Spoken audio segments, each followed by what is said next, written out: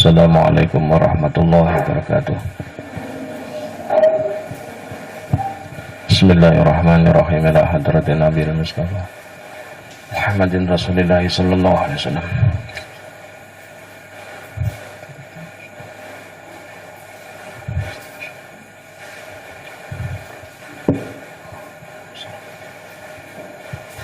Al-Fatihah.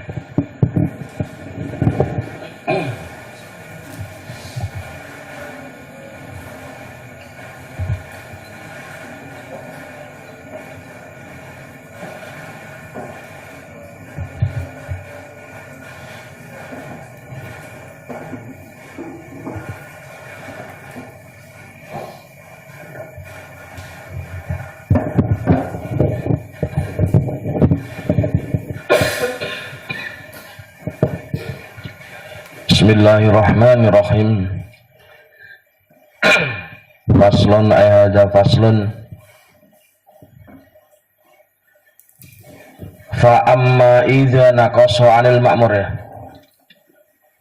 Fa amma idza naqasa. Faslun ayhada faslun utawi iki kuwana pasal suwiji. Fa amma idza naqasa. Mongko anapun nalikane kurang apa perintah anil ma'muri saking kang den perintahake, sebuah perintah dilaksanakan kurang dari standar yang diberlakukan, nadartu mongko angen-angen sapa ingsun, saya merenung dulu, saya Syekh Asy-Syirazi. Fa inna koso mongko lamun kurang apa amr minhu saking al-ma'mur, kurang ma ing suwiji-wiji, huwa kang utawi ma syartun iku dadi syarat fi sihatihi ing dalam sahema, ada perintah dikerjakan kurang dari standar. Nah, yang kurang ini termasuk syarat sahnya yang diperintahkan itu kasolati, koyo perintah solat, seseorang diperintahkan solat bi ghairi qiraatin, kelawan kurang tanpa maca al-Fatihah. Jadi al-qiraah di sini adalah membaca Al-Fatihah. Bi ghairi qiraatin, kelawan kurang maca Fatihah. Lam yajus mongko ora wenang apa, enggak boleh apa nakes hu ing man. Maka kekurangan ini tidak diperbolehkan bagi orang tersebut. Kenapa? Kekurangannya termasuk syarat sah yang diperintahkan. Dalam hal ini membaca Al-Fatihah itu termasuk syarat sahnya sholat. Ketika kurangnya adalah Fatihah, maka itu menjadi tidak sah, tidak mencukupi. Walam yadkhul lan ora manjing walam yadkhul lan ora manjing sapa wong man fil amri ing dalam perintah, dan dia belum dikategorikan sebagai orang yang melaksanakan perintah. Li annahu, karena sak temene wong, seseorang tersebut, orang yang diperintahkan untuk sholat, lam yakti iku durung nekani sapa wong, lam yakti iku durung nekani sapa wong bil ma'muri kelawan perkara kang diperintahake, bil ma'muri kelawan perkara kang den perintahake, alal wajhi ing atase ketentuan, alal wajhi ing atase ketentuan alladzi umiro kang den perintahake, alladzi umiro kang den perintahake sapa wong bihi kelawan alladzi.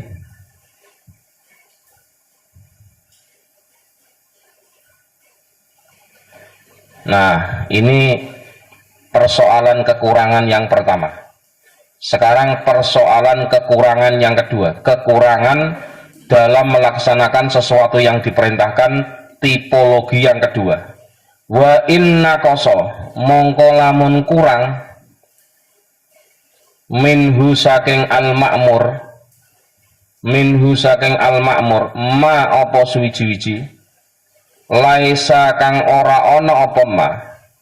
Wa inna kosonan lamun kurang minhu saking al-ma'mur apa ma suwiji-wiji laisa kang ora ana apa ma, ora ana iku bisyartin iku kelawan syarat. Jadi yang kurang ini tidak masuk kategori syarat.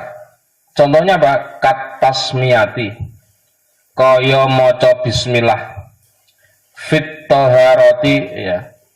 Katasmiyati nek dimaknai secara makna ya, mana konteks katasmiyati kaya kurang maca bismillah. Jadi kurang melaksanakan membaca basmalah fit taharati ing dalam perintah sesuci, fit taharati ing dalam perintah sesuci. Ya, yang namanya wudu itu kan rangkaian kesunahannya diantaranya adalah ya membaca bismillah, madmadah, istinsak dan seterusnya. Nah, ini kan ada perintah wudu. Nah, ada sesuatu yang ditinggalkan, semisal membaca bismillah. Namun bismillah dalam konteks wudhu ini rangkaiannya adalah rangkaian yang tidak termasuk syarat sah wudhu. Berarti apa? Yang seperti ini nanti akan ada persoalan, yaitu apa? Persoalannya adalah ajza'a, mongko nyukupi. Ajza'a mongko nyukupi apa nakes, kekurangan, hu ing wong fil ma'muri ing dalem, fil ma'muri ing dalem taharah kang den perintahake. Jadi al-ma'mur ini ay al-ma'mur minat taharah. Titik. Sekarang diterjemahkan ya, ini satu persoalan yang harus selesai dalam satu qadiyah. Satu qadiyah itu satu paket pemahaman. Pasal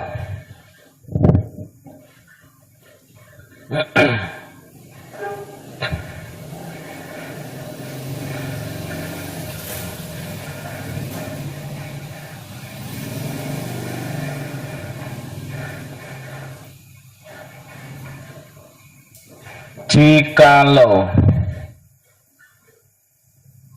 ada sebuah perintah, jikalau ada sebuah perintah dilaksanakan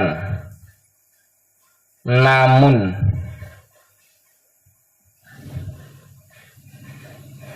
kurang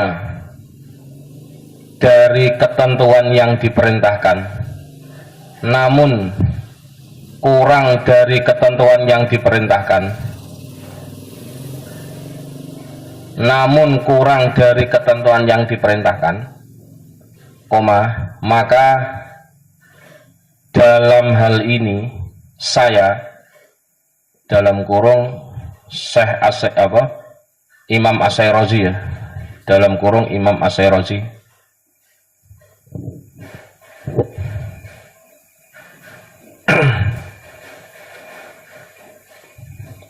mengkaji terlebih dahulu. Nadortu itu berpikir secara mendalam kalau dalam bahasa filsafat. Kalau dalam bahasa riset itu mengkaji secara mendalam. Maka saya Imam Asy-Syairazi mengkaji terlebih dahulu. Titik koma, yakni jika kekurangan dari sesuatu yang diperintahkan itu, jika kekurangan dari sesuatu yang diperintahkan itu termasuk syarat sahnya, termasuk syarat sahnya ketentuan, termasuk syarat sahnya, termasuk syarat sahnya ketentuan yang diperintahkan, ya, semisal adanya perintah sholat, perintahnya apa? Sholat. Semisal adanya perintah sholat, ya, kemudian orang yang diperintahkan sholat ini kurang dengan tidak membaca Al-Fatihah, kurang dengan tidak membaca Al-Fatihah, maka kekurangan ini tidaklah mencukupi. Kekurangan ini tidaklah mencukupi dalam melaksanakan perintah sholat, dan orang ini pun belum terkategorikan, dan orang ini pun belum terkategorikan telah melaksanakan perintah, telah melaksanakan, belum terkategorikan telah melaksanakan perintah. Alasannya adalah seseorang yang diperintahkan sholat tersebut, alasannya adalah seseorang yang diperintahkan sholat tersebut belum mengerjakan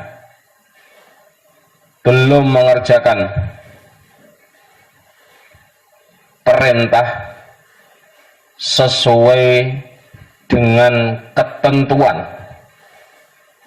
belum melaksanakan perintah sesuai dengan ketentuan yang diterapkan baginya.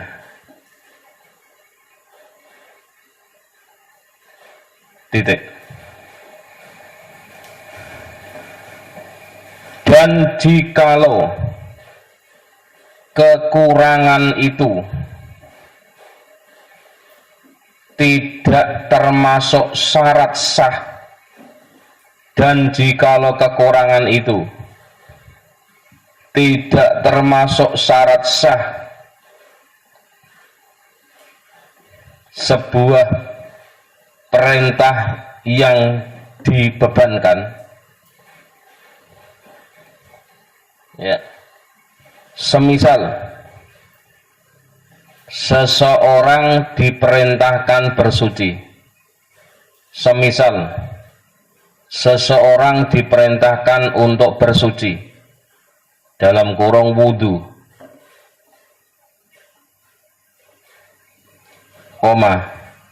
kemudian orang ini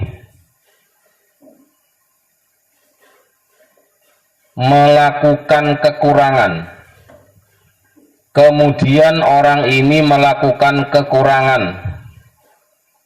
yang berbentuk tidak membaca bismillah,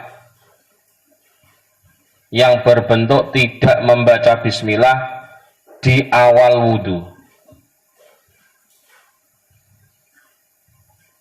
ya,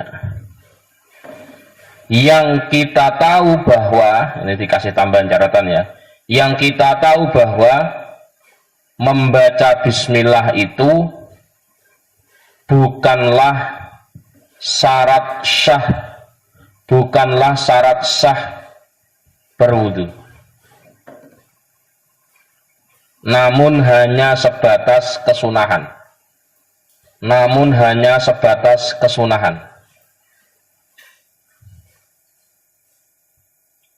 Titik. Maka kekurangan yang seperti ini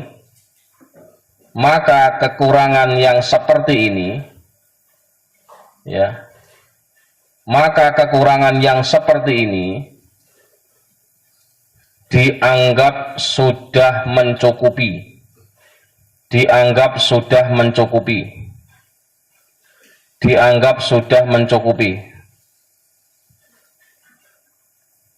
dalam melaksanakan perintah yang ditentukan. dalam melaksanakan perintah yang ditentukan. Titik.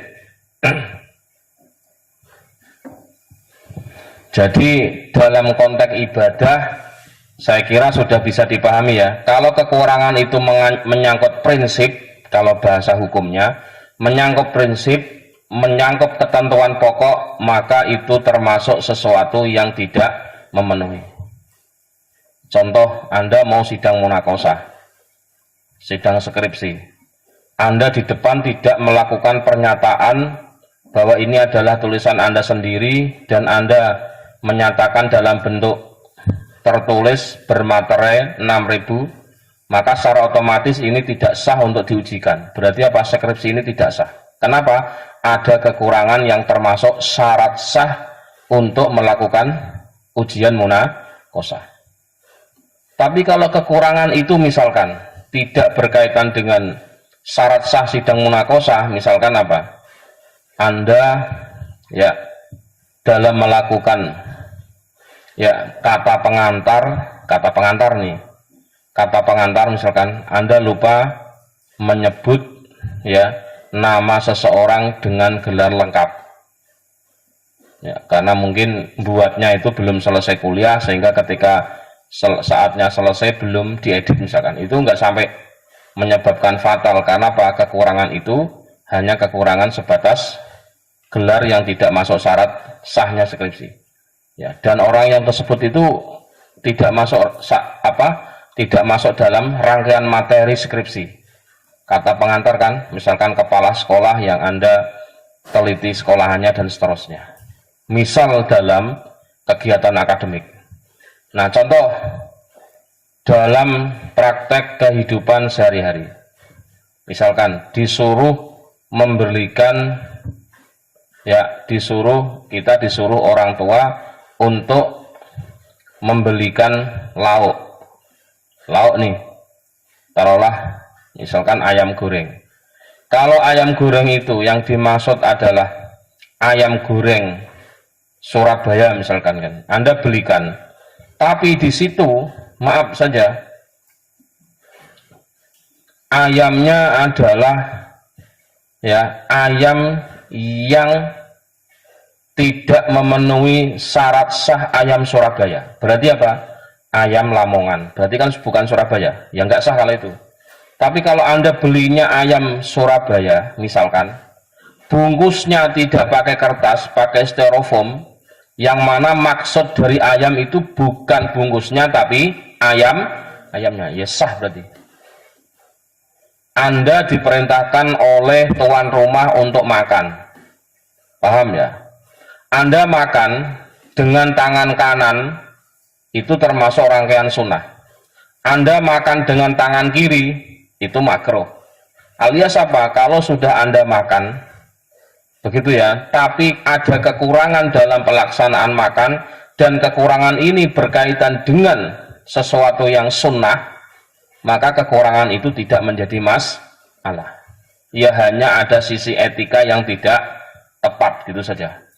Tapi kalau suruh makan kok nggak makan, ya salah. Kenapa? Perintah pokoknya adalah makanan itu harus berkurang. Pak, kalau makan tapi yang makan bukan kita, kamu harus makan. Nih, berarti yang makan kan kita. Pokoknya makanan ini harus habis, ya sudah, dikasihkan teman saja. Manggil temannya sini, kamu sini, saya sudah makan. Ya mumpung tuan rumahnya sedang pergi. Nah, itu untuk urusannya kan pokoknya makanan ini harus habis. Kalau perintahnya adalah harus habis, itu kan nggak ada urusan siapa yang makan. Tapi kalau kamu harus makan di sini, berarti wajib untuk makan. Tapi makanan ini harus habis. Pokoknya saya nggak tahu, pokoknya makanannya sudah habis, karena sudah saya siapkan kepada siapa saja yang datang. Ya sudah, berarti siapa saja yang datang, teman Anda, anak Anda, ponakan Anda disajak datang ke rumah tersebut untuk makan, ya boleh saja, karena urusannya adalah yang penting makanannya habis. Jadi bedakan kalau ketentuan itu yang berkaitan kekurangan itu berkaitan dengan syarat sah, maka kekurangan itu menjadi fatal, menjadi menyebabkan sesuatu menjadi tidak sah. Tapi kalau kekurangan itu berkaitan dengan kesunahan, nilai estetika, kalau dalam bahasa sosial berkaitan dengan attitude, maka kekurangan itu tetap bisa ditolerir alias apa? Tetap bisa dikatakan telah melaksanakan sebuah perintah. Wa hal yadkhulu lan ana ta manjing, adakah termasuk zalika apa mengkono-mengkono al ma'mur perkara yang diperintahkan fil amri ing dalam perintah fid ad-dhahiri kang dohir min qauli ashabina iku termasuk ucapane pira-pira sahabat kita, min qauli ashabina iku termasuk ucapane pira-pira sahabat kita, innahu utawi sak temene, innahu utawi sak temene al ma'mur perkara yang dikerjakan, la yadkhulu iku ora manjing opo al ma'mur fil amri ing dalam amar. Wa qala lanus ngendika ashabu Abi Hanifata sapa pira-pira sahabat Imam Abu Hanifah, yadkhulu manjing opo al ma'mur fil amri ing dalam perintah. Wahada utawi ikilah pendapat ghairu sahihin iku ora sah, ora sahih, ora bener. Ghairu sahihin iku ora bener. Li annal makruha karena sak temene perkara kang disengiti, perkara yang dibenci. Li annal makruha karena sak temene perkara kang disengiti, manhiyun iku kang den cegah apa anhu saking al makruh. Fala yajuzu mongko ora wenang ayyadkhula apa yang to manjing. Fala yajuzu mongko ora wenang ayyadkhula apa yang to manjing apa al ma'mur fi lafdil amri ing dalam lafale perintah kal muharrami kaya perkara kang den haramake.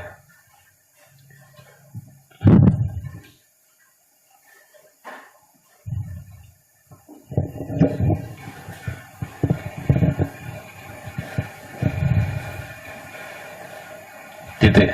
Mencukupi tapi belum dikatakan melaksanakan perintah. Jadi dibedakan ya, mencukupi dan termasuk melaksanakan perintah. Ada yang dikatakan mencukupi tapi belum melaksanakan perintah. Kenapa? Ada kurangnya sih. Nanti akan kita terangkan. Titik. Sekarang dilanjutkan ya. Pertanyaannya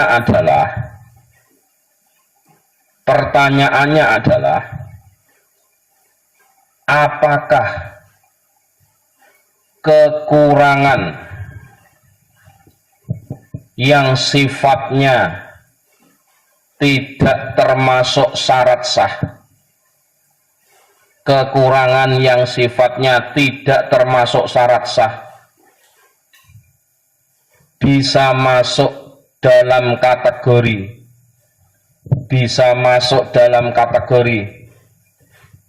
melaksanakan sebuah perintah, bisa masuk kategori melaksanakan perintah secara jelas, dohir, secara jelas, maka dalam hal ini menurut pendapat sebagian pengikut madhab Syafi'i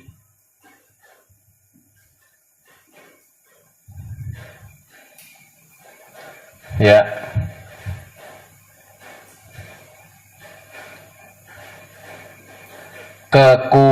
perintah ya, perintah yang terdapat kekurangan, perintah yang terdapat kekurangan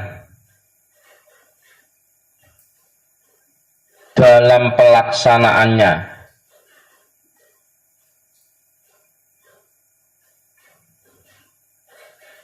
ya, yang tidak termasuk syarat sah belum dikatakan memenuhi ketentuan perintah yang ditentukan, belum masuk ketentuan melaksanakan perintah yang ditentukan secara lahir atau secara jelas. Dalam kurung, memang sudah dikatakan mencukupi,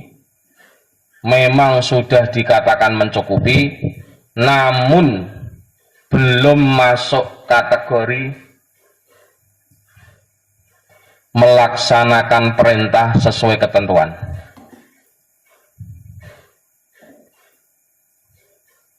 Tutup kurung. Namun menurut sebagian pengikut Imam Abu Hanifah ya. Namun menurut sebagian pengikut Imam Abu Hanifah, kekurangan yang seperti ini, berarti kekurangan yang seperti apa? Kekurangan yang tidak termasuk syarat sah. Seperti apa tadi? Tidak membaca bismillah sebelum wudu. Kekurangan seperti ini dalam kurung ya, yang tidak termasuk syarat sah, semisal tidak membaca bismillah ketika wudu, tutup kurung, tetap dikategorikan telah melaksanakan perintah, tetap dikatakan melaksanakan perintah sesuai ketentuan. Titik. Menurut Imam As-Sairozi,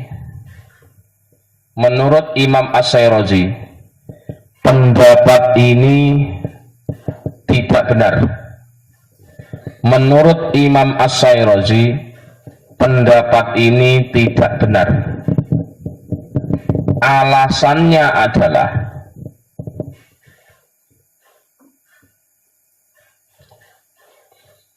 perkara yang dimakruhkan dalam hal ini semisal tidak membaca basmalah sebelum wudu. Dalam hal ini tidak membaca basmalah sebelum wudu termasuk sesuatu yang dicegah,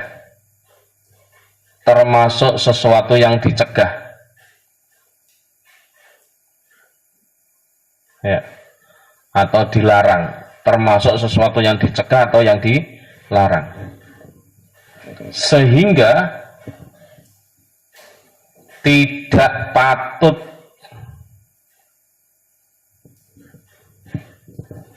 seseorang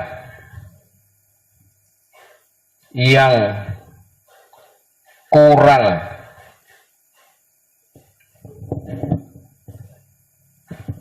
membaca basmalah ketika diperintahkan wudu dikategorikan telah masuk ketentuan perintah yang ditentukan, sebagaimana kekurangan yang sifatnya sesuatu yang diharamkan, sebagaimana kekurangan sesuatu yang sifatnya diharamkan. Berarti ada amal, kita masih tahu ya, berarti ada amal yang mencukupi dan sudah masuk kriteria. Ada yang sudah dikatakan, ada juga yang amal yang mencukupi tapi belum masuk kriteria. Ulangi ya, ini yang paling penting ini.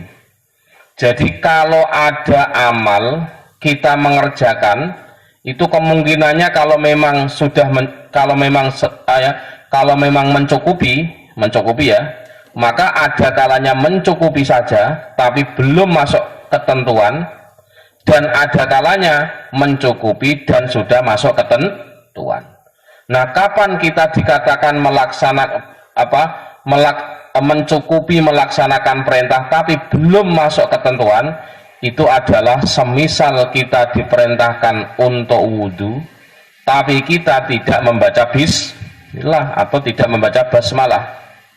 Berarti kekurangan tidak membaca basmalah itu memang benar mencukupi dikatakan wudhunya sah jika rukun-rukun wudhu yang lain dikerjakan, tapi orang yang diperintahkan bersuci ya, wa in kuntum junuban fattahharu, perintah Al-Quran, maka orang tersebut memang benar mencukupi sudah melaksanakan perintah mandi.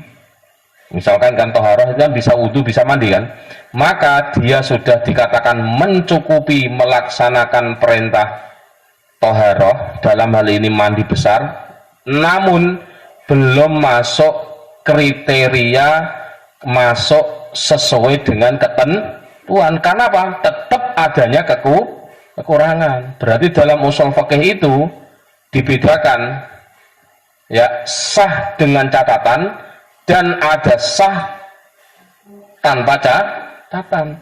Kalau sah dengan catatan berarti tadi mencukupi tapi belum masuk kriteria. Tapi kalau sah tanpa catatan berarti apa? Mencukupi sekaligus memenuhi mencukupi sekaligus masuk kriteria. Ya tadi orang melaksanakan wudhu, perintah wudhu dan sekaligus mengerjakan sunnah-sunnah wudhu. Berarti kalau ada orang yang melaksanakan wudhu saja tanpa mengerjakan sunnah-sunnah wudhu, itu termasuk orang yang wudhunya sah, wudhunya mencukupi, tapi belum masuk kriteria. Ingat-ingat loh, dalam kajian usul fikih kita tidak sedang berbicara ideal nggak ideal, tapi kita berbicara tentang logika hukumnya. Sudah layak apa belum? Layaknya sih sudah layak, tapi belum memenuhi kriteria. Misalkan loh, tolong saya belikan jeruk. Benar bentuknya jeruk, tapi kecutnya luar biasa. Ketika dimakam itu langsung linu giginya. Itu berarti apa? Sudah sah dikatakan membelikan jeruk. Tapi kalau jeruknya asem, bikin untu linu, itu ya sah dikatakan memenuhi perintah. Ya sudah mencukupi melaksanakan beli jeruk, tapi jeruk yang belum memenuhi kriteria. Wong tua aja, tukokno jeruk sing asem, ya bisa mencret tuh. Misalkan ya, Kang, tolong beliin jeruk, ini lagi ada orang sakit. Kira-kira jeruknya sembarangan apa beliin jeruk yang bagus? Kalau orang membelikan jeruk, mencukupi nggak itu? Ya mencukupi, wong jeruk. Bukan apel, bukan pisang kan? Tapi perintahnya jeruk. Tapi jeruk itu tidak manis, karena untuk orang tua yang sakit, ya harus yang manis toh. Maksudnya yang berkualitas. Yang sekilo yang mahal itu. Kalau yang sekilo hanya 10.000 ya. Jeruk-jerukan jenenge nih. Jeruk karbit dan sebagainya. Iki jeruk apa kelek ngono lho. Maksudnya paham ya? Karena apa? Tidak memenuhi standar kriteria untuk dikonsumsi orang yang sudah sepuh. Ya, kondisi seperti ini saya ingat betul ya, waktu saya kuliah dulu S3, teman guru dosen saya ya, namanya Prof. Ratno Lukito yang kuliah di Amerika ya, di McGill ya.